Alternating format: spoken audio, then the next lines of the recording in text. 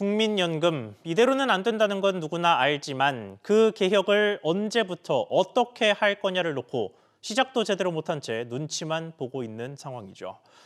이런 상황에서 국제통화기금 IMF도 연금 정책 변화 없이는 정부 빚이 급증할 거라고 경고했습니다.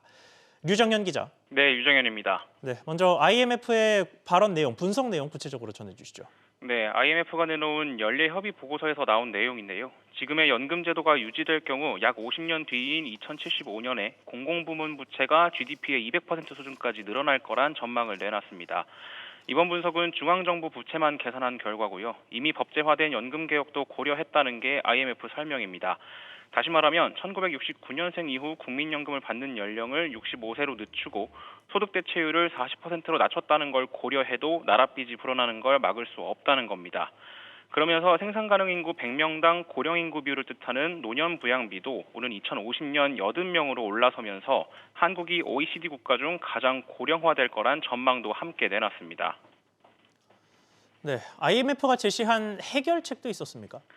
네, IMF는 보험료율을 대폭 인상하고 퇴직 연령을 늦춰야 한다고 권고했습니다. 지난 2021년 기준으로 우리나라의 국민연금 보험료율은 9%로 OECD 평균의 절반 수준입니다.